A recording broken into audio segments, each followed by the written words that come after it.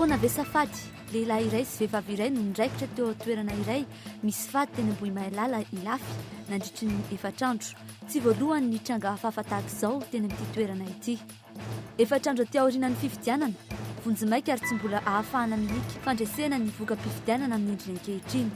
3 andro mialohan'ny fanombohan'ny fotoam-pahavaratra, veritarana sahady ireo mponina eny Besarety. Loza ho an'ny mponina ihany ny fanaripako any anaty tatatra, ahina hiakatra ambonimbony kokoa ny rano amin'ny rotsakorana ho avy eo.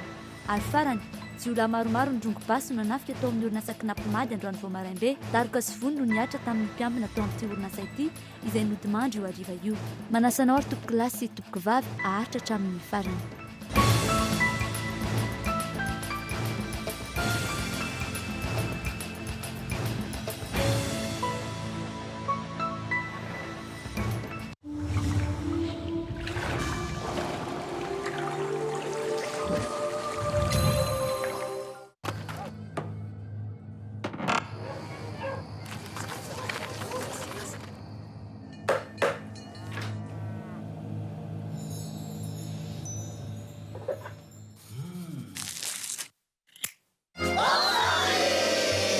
Le beurre Montfleury, le vrai plaisir de beurre.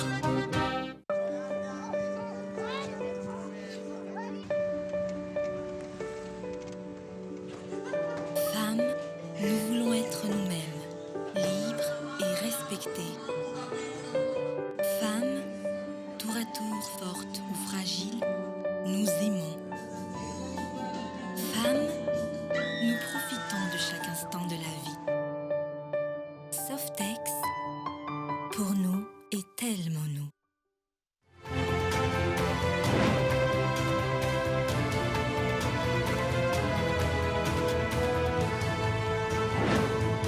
Tiwela.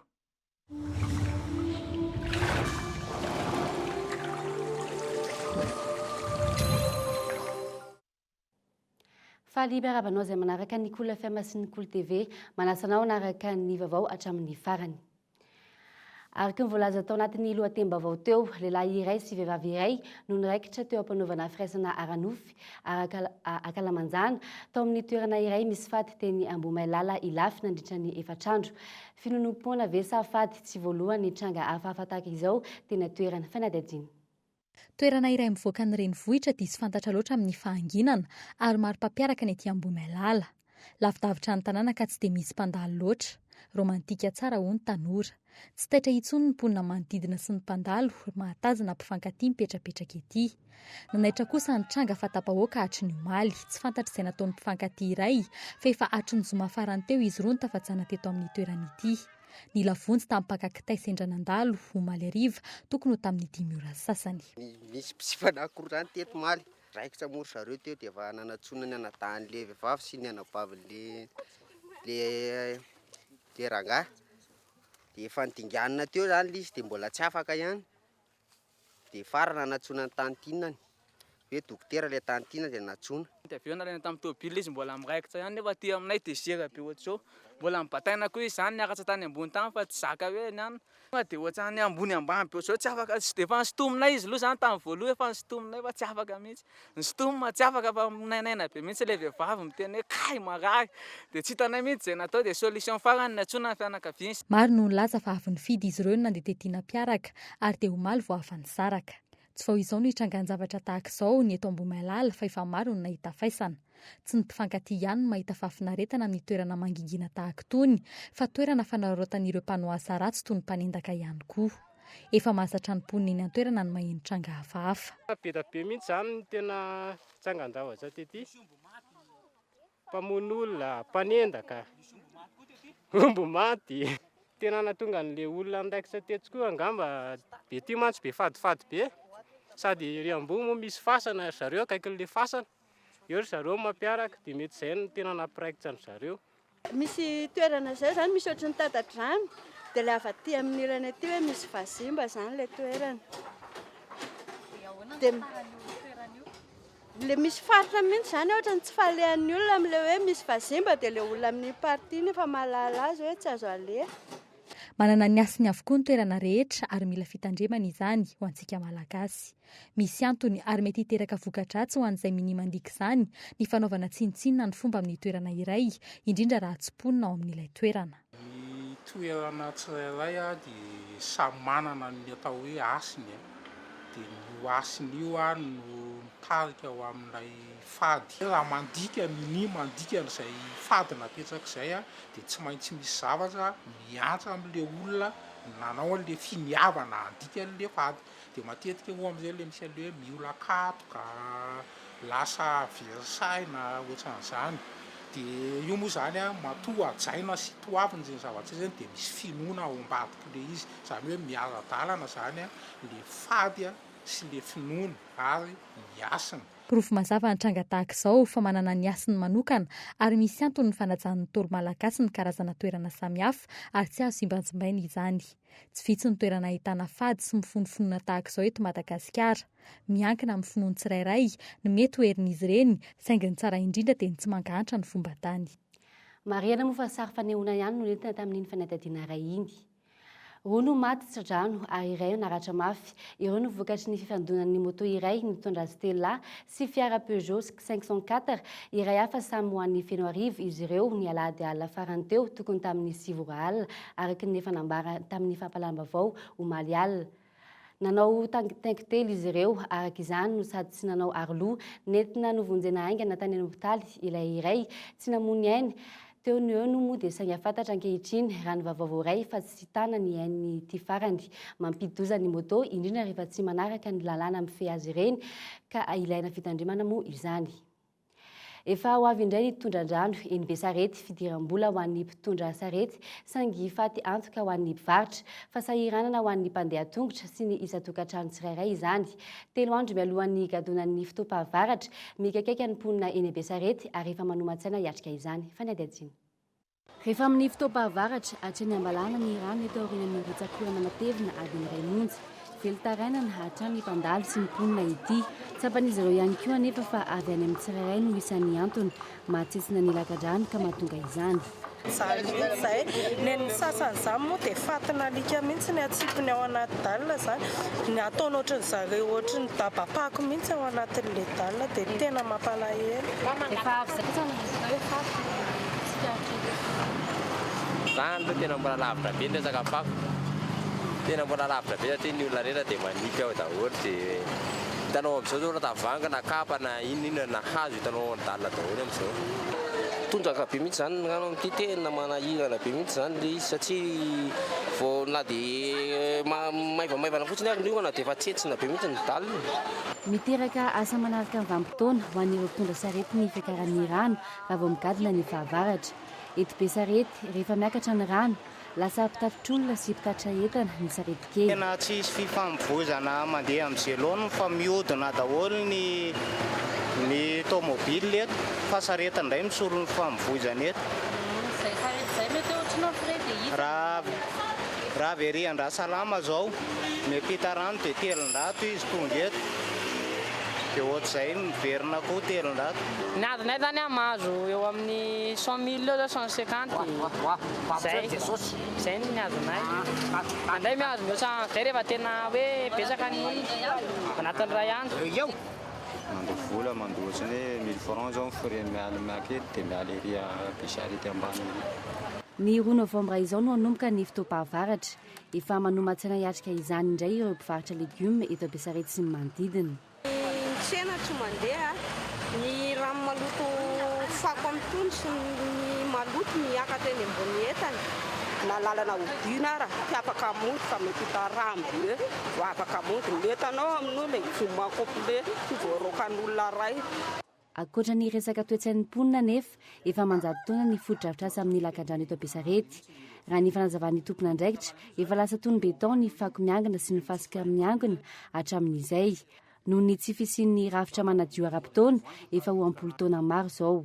Misy vavabizy lehibe tokony hosokafana UNICEF Bokotany lefitra. Zany tena le principal mihitsy mila ovaina le bizy principal dia tsy mitondra rano intsony Besarety satria le avaty zao fa mitondraka be le avaty mandeha nefa le réception zany kely loatra dia zay mahatonga lany déborde foana le rano zany fa tamin'ny andro taloha tena za zao tafiditra ao anatin'ny kanaly ao mahitsiny afaka mijoro mihitsy zany fa amin'izao fotoana zao fa tiasa kely réception dia tsy maintsy midéborde foana ilany dia tondra drano foana zany.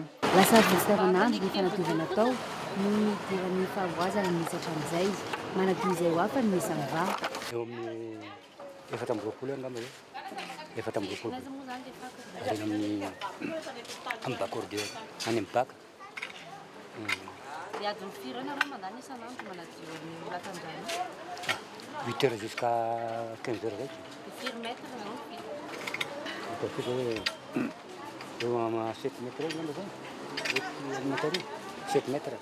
Misy ny ezaka atao eo ny anivon'ny fokotany sy ny sambyva saingy miverina hatrany ny fako sy ny loto manakana ny rano tsy handeha.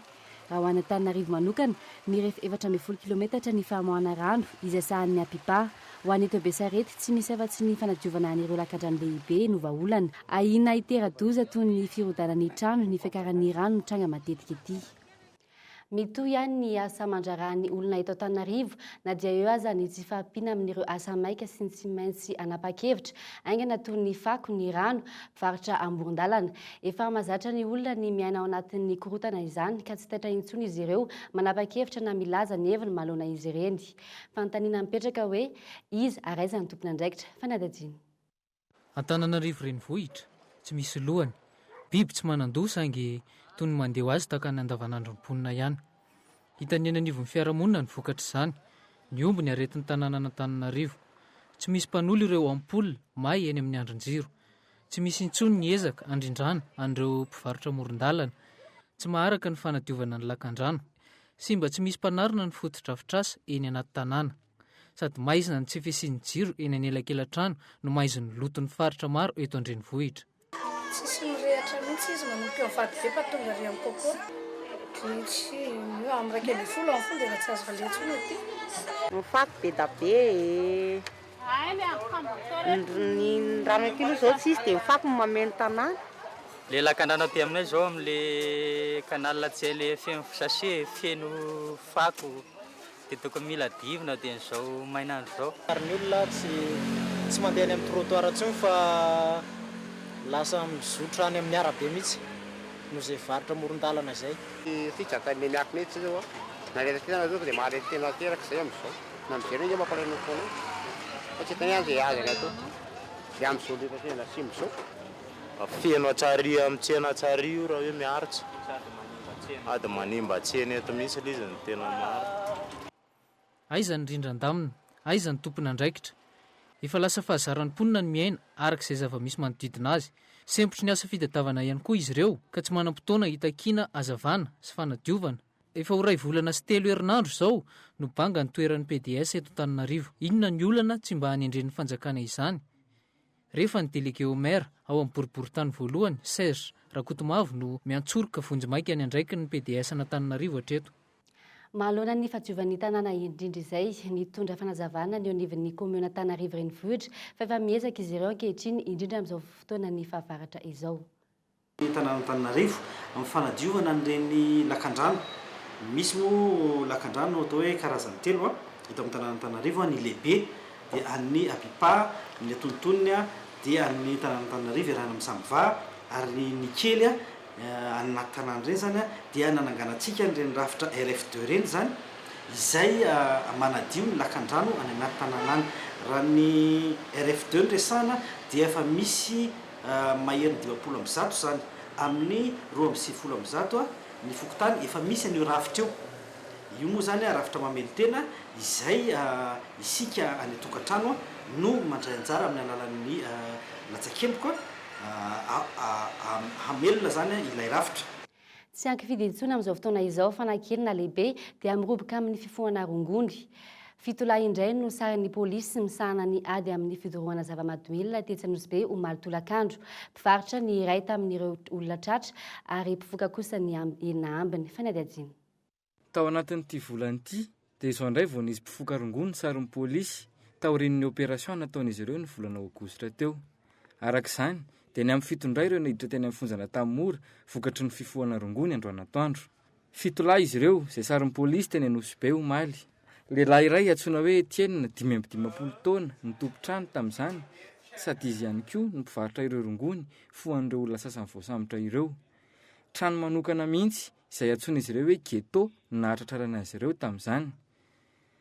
Raha tamin'ny fanadin'ny pôlisy hatrany dia saika mpibata entana ao amin'ny tsena Anosibe avokoa ireo voasambotra niaraka tamin'ny Etienne ireo, ka raha ny fanazavana ireo dia noho ny amafin'ny asa no ifohan'izy ireo izany. Raha ny fanazavana azy teo anivon'ny pôlisy misanana ady amin'ny zava-mahadomelina hatrany dia efa horotaona teo eo nanaovan'ny Etienne ity asa ratsy ity ka izao izy sarina izao. Tsy fantatra kosa hoe avy aiza ireo rongony ary tsy nentin'ny laza izy hoe iza ny mpamatsy azy. Io atoandro izy ireo no natolotra amin'ny fampanoavana ka nahiditra ponjavonjo maika ny afonjana tamin'ny mora avokoa miandro ny fotoam-pitsarana azy. Hatreto aloha tsy mbola fantatra ny androm-pitsarana azy ireo satria noho ny fisian'ny zaza tsy ampy-taona dia voatery natolotra ny mpitsaram-panao famitorana natokana ho an'ny ankizy ny sasany tamin'izy ireo. Eo amin'ny lafin'ny fampianarana indray, tsy mihemitra amin'ireo olona sedrain'ny Université Ankatso manokana ny mpianatra afaka baccalauréat raha efa nanomboka ny fisoratana anarana. Ezakilan'izay isan'ny mahaliana ny mpianatra ny Institut Confucius eny Ankatso izay mandray mpianatra manodidina ny 10 isa-taona. Fanadajiny. Tsy manakana ireo mpianatra afaka baccalauréat iandrandra vitana hiditra eny Ankatso ny olona misongadina ny anivon'ny université hatrizay. Ao anatin'izany tsy fahazon'ny mpianatra ny vasim-pianarana ara-potoana na eto toerana na any ivelany. Anisan'ireo manomana ny fidirana eny anivon'ny université ireto mpianatra sindrana ireto. Mbola angamba tena marina satria miala ny écolage isam-borana sy ohatran'izany. Ny olana angamba tsy haiko hoe tsy maintsy misy olana foana rehefa anona fa rehefa tiana le izy zany dia tsy maintsy miezaka ianao miatrika an'izay olana rehetra miseho. Io zany hitako mba tsaratsara fianarana. Dia hafa ihany koa mba hoe mianavoaka amin'ny sekolim-panjakana. Ele resaka fitsaboana hoe efa fantatra fa tsy nasakana na tsy anatra ety. Mety zany tsy atahorana hoe tsy raisin'ny mpiasam-panjakana fa tonga dia fantatra any amin'ny fanjakana. Dia izay mahatonga hoe tsy mianatra any amin'ny sisiny. Dia ny prof, ilay mpampianatra ety efa expérimenté daholo mampianatra ety. Sady amin'izay mandray bourse amin'ny mpianatra ety dia izay mahatonga ilay mianatra ety.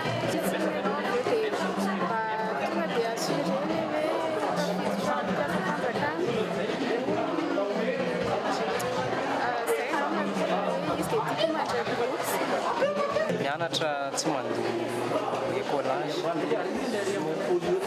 dia raha ty fa tsy mandeha any amin'ny privé.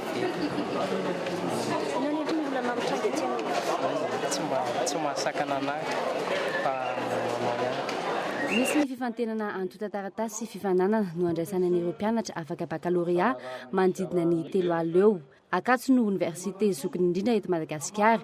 Misy ny fampahafantarana ny lalam-piofanana mety ahaliana azy ireo amin'izao fotoana izao mialohan'ny hanaovan'ireo mpianatra ny safidiny.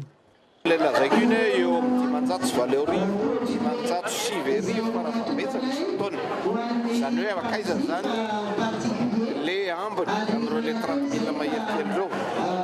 Tiako mbola manamafy koa satria tsy mpianatra eto amin'ny afaka baka eto amin'ny faritany Analamanga ihany no raisina fa atao hoe université nationale ny eto université Antananarivo dia raisina daholo zany dia faritany rehetrarehetra. Tato anatin'ny 5 taona manodidina ny 5,000 eo ny mpianatra mandalina ny teny sinoa teto anivon'ny Institut Confucius eto Ankatso. Ao anatin'ny zatora no ahafahana mifehy izany teny izany ary ilaina eo amin'ny fivoarana eo amin'ny sehatra iraisam-pirenena ary mitetina 7 alina ariary ny sara-pampianarana. Dia efa miroboroborobo foana isan-taona zany mpianatra ao. Tany am-boalohany isan'ny somary miavitsy fa mitombo isan-taona ny isan'ny mpianatra izay firoboroborobo teny sinoa manerana amin'ny tany rehetra izay. Mahatratra eo amin'ny 500 fotsiny izao ny mpanao cours isan-taona amin'ny Confucius zany. Ankoatran'ireo mpianatra régulier mahatratra eo amin'ny 700 eo tamin'ity taona ity. Raha mitambatra zany eo amin'ny 10,000 isan-taona zany no mpianatra amin'ny Institut Confucius. Nalaza tato aty ny olana momba ny vasim-pianarana tamin'ny Chine. Efa nandray andraikitra ny fanjakana manoloana izany hoy ny tompon'andraikitra iray. Toloha dia miezaka mandamina sy manamora any fiatrehan'ireo mpianatra ireo ny fianarany ny ministera raha matombo mbola any amin'izao fotoana zao. Na izany naty izany no tsy maintsy misy ihany ny assainissement zay atao zany tsy nety ihany fa ny agrosa ivelan'ny Chine zany ohatran'ny any Europa zany fa io ngambany tsy maintsy hoentina eo anivon'ny fivorian'ny fankevitry ny gouvernemanta ny itondrana ny fanapahan-kevitra zany. Ho an'ireo mpianatra afaka baccalauréat vesatra ny fandalina isam-bolana na ity akatsina ny anivon'ny tsy miankina. Saingy manantombony kokoa ireo tsara vita ny tafiditra ity. Maro izy ireo no liana tamin'ny fampiratiana momba n'ireo lalam-piofanana eny anivon'ny Université Mpanjakana izay nanomboka androany teny Ankatso. Na eo aza ny faniriana miankina amin'ny entimanana ny ray aman-dreny ny fahafahana mianatra eny anivon'ny Université ankehitriny. Eo amin'ny trangam-piarahamonina kosa indray, mbola vao mangiran-dratsy androany no robain'ny jiolahy maromaro mirongo fitaovam-piadiana ny orinasa Knapmad Tetsy Akorondrano. Solosaina no lasan'izy ireo tao anatin'ny orinasa io tamin'izany ary naratra mafy vokatry ny darika nahazo azy kosa ny mpiambina izay namony ainy io arivo io. Nampandren'ny polisy teo amin'ny manodidina ireo mpiambina sasany rehefa tonga tamin'ny efatrora maraina teo saingy efa lasa ary tsy nisy tratra intsony ireo jiolahy fanadihadiana. Tamin'ny rora maraina niditra tampoka teto amin'ny Knapmad ireo jiolahy. Tsy nisy resaka fa avy hatrany dia daroka ny nahazo ny fanehitra tamin'izy ireo. Izay raha fitinina ny zavantranga tao amin'ny orinasa Knapmad Tetsy Akorondrano androany. Tetezin'ireo jiolahy avokoa ny trano rehetra tao amin'ity orinasa ity. Nitsofainy ny grille de protection tamin'ireo varavarankely nahafahany niditra tao amin'ilay orinasa ka solosaina ny lasan'izy ireo tamin'izany. Raha ny zavatra very aloha unité centrale na ordinateur anankiroa dia écran anankiray. Kontranga ilay izy dia miantso ny tompona andraikitra ny 017 dia teo am-piandrasana an'izay dia fanampy koa teotatera ndraky ny filazan'ny polisy totra ny nisy olona asany ndraisiny zany tamin'ny maraina dia ohatra hoe nadihadiany zareo. Somary nisy tsy fifankazahoana ny resaka tamin'ny fotoana nanontaniana amin'ny polisy izay miasa teo akaiky ity toerana voatafika ity izay tokony 200 metatra eo nelanelan'ny Brown izy ireo sy ity orinasa voatafika ity. Izy ireo izay tsy nanaiky nalaina sary sy feo. Raha ny fitantaran'izy ireo kosa tamin'ny efatrora maraina vao tonga nampandray azy ireo mpiambina ary tsy mbola mpiambina tao amin'ity orinasa ity akory azy fa mbola mpiambina teo amin'ny orinasa manodidina. Raha nanontaniana kosa indray ireo olona teo manodidina nilaza izy ireo fa tsy naheno ity tranga ity fa ireo raha teo amin'ny lalana sy ny resaky ny olona fotsiny na henon'ny fandrobana teto. Za zany tsy dia nahafantatry fa ohatrany mba misy olona zany tantarana tamin'ny maraina nisy vakitrano teto za nanontany hoe misy oatra zao nanontany hoe oina moa ny vorian'le olona etsy amin'le société etsy dia le zotako ny teny hoe nisy ohatran'izao ny problème teo tamin'ny alina. Telo lara ny fantatra nisan'ireo jiolahy tafiditra tao amin'ity orinasa ity. Tsy hay kosa hoe firy izay niandry tany ivelany. Nitondra basy izy ireo. Ny polisy pirenena no mandray an-tanana ity raharaha ity sy manao ny fanadihadiana rehetra ary ny fikarohana ankehitriny. Vaovao momba ny fifidianana kosa indray, samy manana ny fijeriny sy ny taritra avokana avokoa ireo mpanara-maso ny fifidianana na dia maso iray sy toerana iray aza no tsy diana, tsy araka ny hita ny nandrasana sy ny andrasana amin'ireo mpanara-maso ny fifidianana vahiny teto Madagasikara. Ny taritra vonjimaika navokan'izy ireo fanadihadiana. Samy andry ny tatitra ofisialy tanterahan'ireo mpanara-maso ny fifidianana vahiny amin'izao fotoana izao ny rehetra. Raha ny tatitra vonjimaika no bangona tokana dia ny zotra pilaminana ny fifidianana. Io no petrahany ny fanontaniana amin'ny tanjona izay kendreny reto vahiny tonga eto Madagasikara ireto. Raha ho an'ny androany dia nanao ny tatitra izay any avy eo anivo ny mpanara-maso vahiny teratany Afrikana saingy mipetraka ny Eropa, izany hoe diaspora, dia ny fahatarany ny fisokafa ny Birao-mpandatsambato no nametraka olana hoy izy ireo. Teo ihany koa ny tsy fahitana ireo solitena ny kandida sasany teo anivo ny Birao-mpandatsambato. Le scrutin présidentiel du 25 octobre 2013 aura connu quelques insuffisances qui tiennent principalement dans le retard accusé dans l'ouverture de certains bureaux de vote, bien que la CENI ait réagi pour permettre leur ouverture. L'absence de délégués de certains partis politiques dans les bureaux de vote. La mauvaise interprétation en certains endroits des règles de vote autant par des agents de bureaux de vote et surtout par des électeurs. Angatany reto mpanara-maso ny fifidianana diaspora ireto ny tokony hanomezana an'ireo mpikambana amin'ny Birao-mpandatsambato ireo fanofanana mba ho aingana kokoa ny asa ary tsy hampisy ny filaharam-be. Tout membre inscrit doit avoir sa carte d'électeur 10 jours avant le jour de vote. En conclusion de l'observation de notre mission conjointe sur le scrutin du 25 octobre 2013. Saika ireo vahiny avokoa nantanteraka ny tatitra tao anatin'ity farany herinandro ity, izay marina fa vitsy izy ireo raha oharina amin'ireo mpanaramaso ny fividianana avy eto an-toerana satria dia mahery ny 500 izy ireo, 700 kosa ny teratany avahiny izay manaramaso ny fividianana. Inona no anton'izany? Mbola tsy nisy fivoriam-be ahafahana amin'ray feo sa ny sakana tsy ahafahana manantanteraka izany no tsy mazava. Distrika maro tamin'ireo nahazo ny boam-piasana na ny QG ny candidat malagasy miaramiangy na ny MMM vokatra no nibatan'ny candidat azo Andrinanarivelo fandresena tao anatin'ny salanisa lavitra ambony noho n'ireo mpifanindrina aminy. Fanadajiny. Nisongadina trano ny candidat larana fahaenina ajo Andrinanarivelo tamin'ireo distrika izay notsidiany sy nandray azy nandritra ny fotoana ny fampelezan-kevitra. Niavaka ny Taomboasaratsimo izay nazahoany vato 750 faingo 220 isanjato ka nandresen'ny candidat Erajonary Mampianina izay nanana vato 740 faingo 530 isanjato sy ny candidat Kami Vital izay nanana vato 20 faingo 420 isanjato. Hita nefa tao anatin'ireo distrika ireo fa tsy tafiditra tao anatin'ny larana telo voalohany ny candidat izay mitarika amin'izao fotoana izao dia ny candidat Jean-Louis Robinson. Tao amin'ireo faritra atsimo izay nisongadina ny candidat avy any an-toerana aza dia mbola nisongadina trano ny candidat ajo Andrinanarivelo, anisan'izany ny tao Akazoabo, Betioky, Manja. Ho an'ny tao amin'ny distrika ny vohipeny manokana araka ny fanangonam-bokatra avy amin'ny QG ny MMM dia maro amin'ireo birao mpifidianana nazahoan'ny candidat ajo fandresena no mbola tsy nazahoan'ny seneta vokatra sy namoahana izany amin'izao fotoana izao. Nahafapo izay no azambara satria voalohany zany ny candidat ajo tao amin'ny distrika ny vohipeno. Bureau de vote fito amin'ny 30 ny tao dia ny candidat ajo moa zany no mitarika. Manaraka azy ny candidat Kami Vital dia ny fahatelo Ery dia ny candidat Robinson moa somary lavidavitra ihany tao anatin'izay.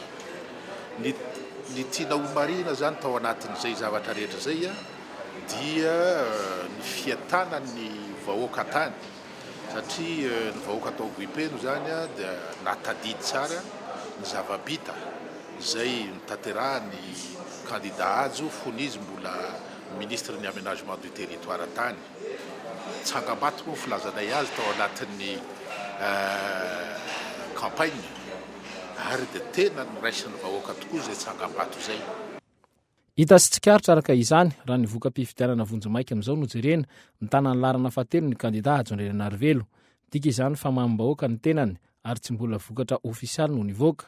770 sy 5,000 ny birao mpifidianana izay no vokatra amin'izao fotoana izao raha toa ka raisy roa alina no birao mpifidianana tokony ahafahana maneho sahady ny fandresena. Azo atao tsara araka izany ny mihoatra ireo candidat lasa eo aloha ireo. Ankoatran'izay tafita tany koa moa zany ny afatra momban'ireo programa nasa izay nentin'ny candidat ajo Andrinanarivelo ka dia tena miandrandra fatratra zany ny vahoaka ny vohipeno ary manatena ny firosoantsika amin'ny 2e tour mba azahoana ny fandresena amin'ny arivany 20 décembre. Zay zany no fanantenana any ka hatramin'izao hatramin'ny androany zahay dia mbola manatena ary koa matoky hoe arakaraka ny fiakaran'ny vato avy any amin'ny distrika tsirairay ihany dia hiakatra io isam-bato io zany ary dia tafiditra 2e tour ny candidat malagasy miaramiainga zay. Atao anatin'izay telo andro izay raha ny vokatra eny anivon'ny seneta no jerena dia miakatra trano ny tambato ny candidat ny MMM ajo Andrinanarivelo. Ny azo tsapahitanana kosa androany dia nanomboka niakatra indray ny candidat sasany raha toa ka 2 ireo birao mpifidianana nazahoana ireo vokatra teo ampelantanana ny tarihan'izy ireo dia nanomboka nidina izany tao anatin'ny 3 andro voalohany. Mitombona ve araka izany ny aiainy ny candidat Kami Vital ka ilaina ny fanomezan-tanana. Efatrandro teo aorianan'ny fifidianana vonjomaika tsy mbola ahafahana mika fandresena ny voka-pifidianana amin'ny endrina ankehitriny. Birao fahatanjaham-bato miisa 720 sy 707 amin'ireo rais roa alina no tonga etsanivon'ny senita hatreto izany hoe 240 isanjato. Tsy misy afa-tsy ny vokatra avy any amin'ny birao fahatanjaham-bato miisa 5,000 mahery ihany aloha hatreto no vita fampitahana. Efa manomboka miakatra ankehitriny ny vokatra avy any amin'ny faritra ambanivohitra. Fanadajina.